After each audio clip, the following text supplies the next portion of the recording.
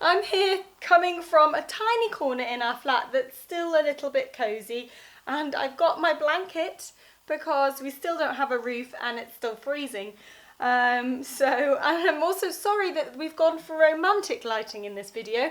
My lights are still in storage because I thought I wouldn't need them, because I thought the works would have finished 2 months ago, and I can only film in the evenings once the builders have gone, which is another reason why this is coming to you guys a little bit late. So I'm sorry about that.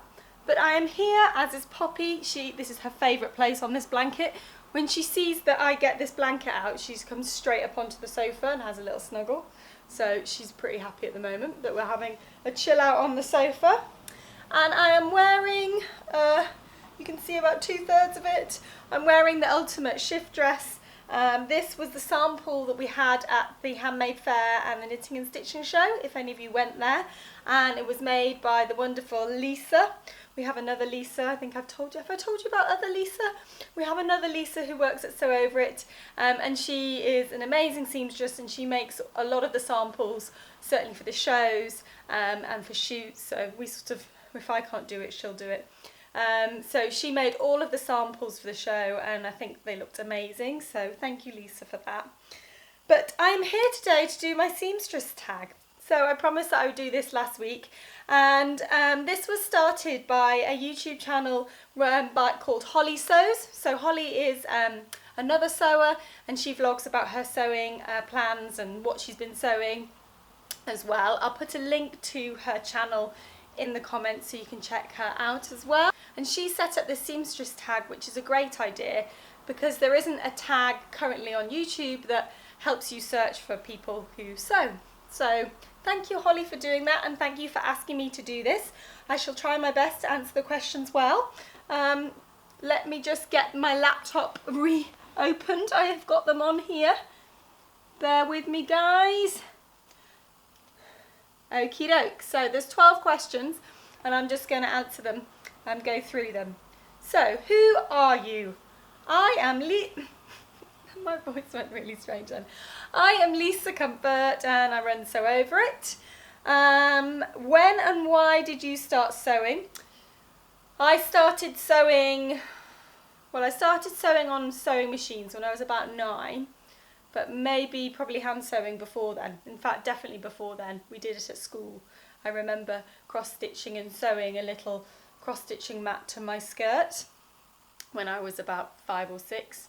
So, but yeah, my sewing passion really started around the age of 9 or 10, and I borrowed Mrs. Robinson, who was the childminder who used to look after us after school.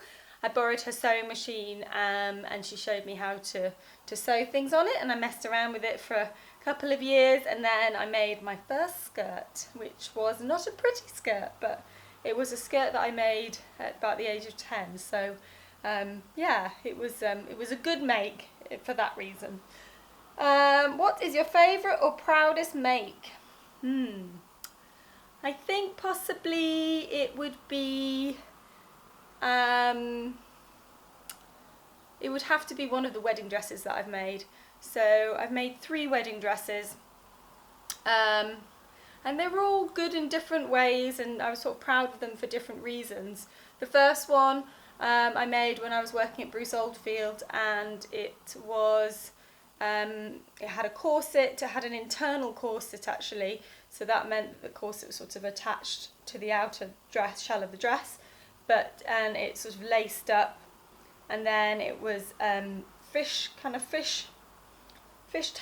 sort of shape, and it was Duchess satin, and it had hand lace applique, sort of French corded lace over the top, and then I made a veil to match it which had hand embroidered sort of lace around the edges. So that was the first wedding dress I made, and probably actually the second one is another one that I was really proud of, which I think I've told you about, but I might not have, which was one I made for a friend of a friend who was pregnant, and she basically came to me because she'd started wedding dress shopping and then she fell pregnant, and they didn't want to cancel the wedding, or postpone it rather. They wanted just to carry on, and she's like, this is crazy. I've tried some of the maternity dresses, wedding dresses, and they're awful. So I designed her a dress that it had sort of straps, and it gathered into this big sort of, it wasn't big, but this sort of like kind of rose detail here. It was not, so it sort of all gathered into there from the skirt as well. And it had a seam down the middle, so I had a seam allowance that was about 10 centimetres, so I could let it out. And it was in peau de soie, which I got from, oh gosh, what's that shop called? Joel and Sons, where the Queen gets her fabric from. And it was like £90 a metre or something. It was really expensive stuff. And I remember thinking, well, you know, if her tummy gets bigger, it's fine. You know, I've got this massive seam allowance, and obviously I didn't cut out the real one till late as I possibly could. But what I didn't anticipate was how big her boobs grew. And she started, when I first started seeing her, they weren't very big. She was quite a sort of small-busted person. By the end, they were enormous. So she was 6 months pregnant when she got married, and I had to recut the top. I can't remember if I had to go back and buy some more of the fabric. Obviously, I never told her that, but yeah, that was a bit of a disaster. Yeah, it was great. She looked fab in the end, and she said she was really comfortable and she was able to dance, which is what she wanted to be able to do on her wedding dress, on her wedding day, and she looked beautiful. So yeah, probably those two. That was a long answer. What is your most disastrous make? I've had loads of disastrous makes. Possibly the first disastrous make was the first pair of trousers I made, and for some reason I just couldn't get my head around how they went together, and I sewed up the kind of crotch seam so I couldn't even put my leg in one of the legs. I don't even know how I did that. I often try and think back to how did I do it, what did I do, but I basically got it so wrong. So trousers for me were, yeah, I don't think I touched trousers for about 10 more years after that. I just, yeah, was really put off. But I think I was about 12 or 13 when that happened, so I didn't have anyone at home to ask. I used to shout and get cross with Mum because it's like, you can't help me, it's not fair. She doesn't know how to sew, and she wasn't able to like help me. Her friend would come over and help occasionally, but yeah, it was a bit of a kind of just trying to teach myself, and there wasn't the internet, you know, there wasn't YouTube then, so you couldn't just look stuff up. So they were disastrous and clearly painful because I remember it. And then more recently, I guess a few years ago, I made is it the Lady Grey coat by Colette? I think it's that. Anyway, it was possibly one of the longest makes I've ever had. It definitely was from a pattern.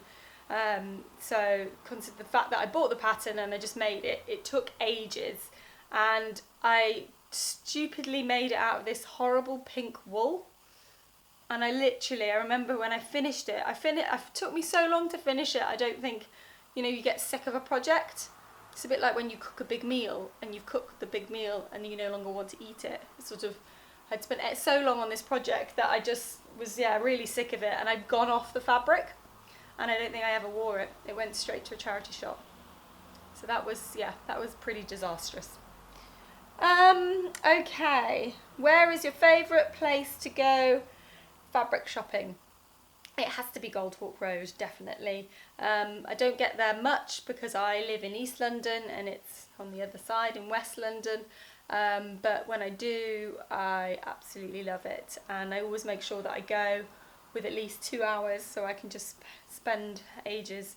And I actually quite like going by myself. I'm a sort of, obviously fabric shopping together is great, but when I go there, I think because you've got to rummage, I have to be focused, so it's much easier if I'm on my own. And yeah, I've got all my best bargains and favourite fabrics from there, so if you haven't been to Goldhawk Road, you should go, definitely. What is your most used pattern? I think it might be this, the Ultimate Shift Dress.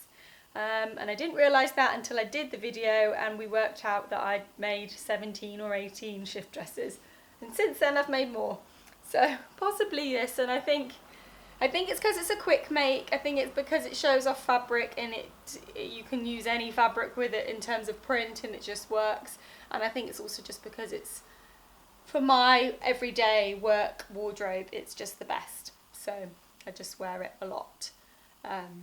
On days when I don't feel like, you know, on days when you're feeling a bit, I don't wear a belt on it, and I can just, yeah, and it still looks really nice.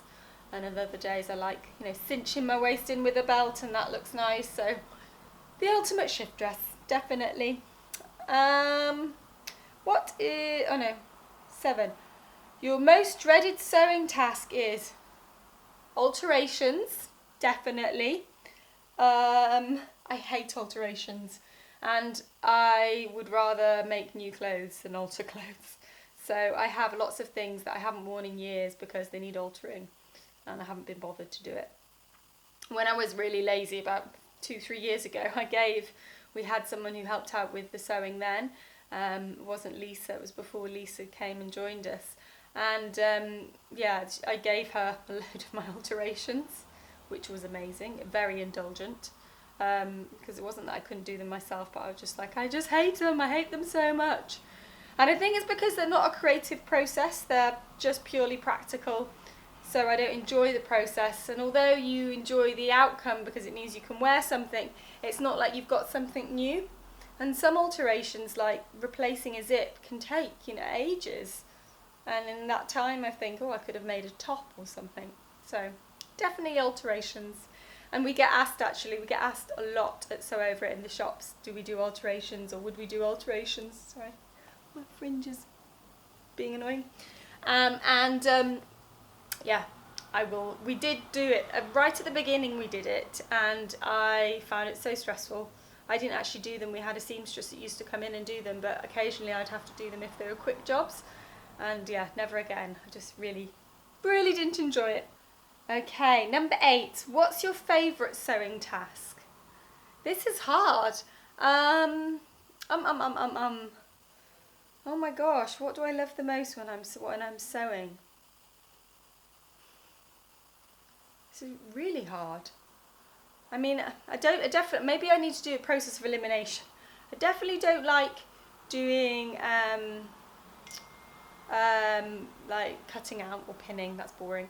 I guess as a I mean, I'm not just, I don't think I love sleeves or love zips or love facings or love, I don't know, the kind of technical things like that. I really don't enjoy doing those. So I guess it's the big things, sewing things together, stitching your big seams and getting something quickly into the shape that makes it look like the garment that it's going to be. In terms of a garment that I like sewing, I quite like sewing jackets, and I don't actually sew jackets very often, but when I sew the Cocoa jacket, which is the most recent jacket I've sewn, I really enjoyed that. I don't know what it is. I think I quite like putting lining in, actually. That's something I enjoy doing, adding lining. And I wonder if it's because something I don't do very often, because I often don't have time to do it. So when I do, I enjoy the process and the end result. I think I love when it all looks really neat. I love French seams as well. Again, it's a neat factor that. So sewing a French seam is really satisfying because it just looks so neat when it's done. So yeah, obviously it's things that are, make it look neat inside. Random. Okay. And number 9, what is your favourite sewing entertainment? Right. What does that mean? Is that what I like to watch whilst I'm sewing or listen to? Or is it a sewing related entertainment like a podcast on the Great British Sewing Bee? I don't know. I kind of feel like there isn't really much sewing entertainment in terms of things that are sewing related that I'd watch. Obviously I like watching vlogs and things that are sewing related. So I'm going to answer it thinking it was the first type of question, which was, what do I like watching or listening to when I sew? And that would be podcasts, and usually podcasts that are nothing to do with sewing. So I loved Serial, the first season, not the second season so much. And I really like business podcasts, so I listen to lots of those. And yeah, what else do I listen to? I sometimes listen to Reply All, which is podcasts about the internet. Again, nothing kind of related to sewing or in any way. And then if not, then I like having a box set on. So it has to be something that doesn't require that much attention, but when I had a load of sewing to do last year, I got through a lot of The Good Wife. So yeah, box sets are good, definitely. Okay, number 10, printed or PDF. I'm definitely a printed girl. Again, it's the time factor. Although I love the immediacy of PDFs, but often I will think about what I'm going to make in advance anyway, and then the time that I have to make it is always, I don't have that much time, so I can't sort of afford to spend the time sticking a PDF together. I have done it, and I do it if I have to, but I'd rather not. I'd rather spend that extra money and get a printed pattern. What sewing machine do you use? Well, I use a Benina normally, but I still haven't fixed it, which is so bad. It's been broken for a year, or rather the machine hasn't been broken, but Poppy chewed through the lead, so I need to replace the lead. And I don't even know what Benina number it is. Can't remember. So I've been using the Memory Craft by Janome, which is their like semi-professional sewing machine, which is, yeah, great. I absolutely love it. And I think because I love that, there's no reason for me to use another one. So, yeah. 12. Do you have any other hobbies? No, I don't. I don't think Poppy counts as a hobby. I tried to get into knitting, and I do it sometimes, but it's not something that I do a lot. It's only if I'm in the mood for it. And Matt's often saying that he thinks I should think of another hobby because I've kind of taken my hobby away from me by making it my business. But it's really hard because I'm not sporty. I want to do creative stuff, so that's and I've thought about doing pottery classes or things like that, but then things where I have to do them at the same time every week, it's quite difficult for me because of the business. I don't always have that much flexibility. I guess I could be strict with myself, but I don't like feeling like I've got too many commitments just in case I need to work late or whatever. So it needs to be something I can do it kind of when I want to do it, like sewing. So yeah. If you've got any ideas, let me know. I did do my meditation, but that's not really a hobby. I did my meditation course and I loved that. And I do go to yoga and I love that. But I don't see those as hobbies. So yeah, I do them for kind of health reasons. Sorry, Poppy. Sorry, guys. Oh my gosh. The card was full. I feel like I'm just, every time that I try and film something at the moment, the camera breaks. It's against me. Technology is against me. Anyway, I enjoyed answering those questions. That was fun. So I hope, you'll be able to find, if you now search for Seamstress Tag, you'll be able to find lots of other sewing vloggers out there. So happy exploring. I am now going to go around to see my friend who is a friend also of my sister's. She's a friend from home, and my sister has come to stay for the night. She normally always stays with me when she comes to London, but because we have a building site as a house, I said there's no way you want to come here. So I'm going to go hang out with them and have a girly night and see my niece Nina and my goddaughter Olive. So yeah, I'm really looking forward to that. And then I've got to get on with some sewing this weekend. So I haven't done any of my sewing yet, so I need to get a move on, but I'm feeling a lot better.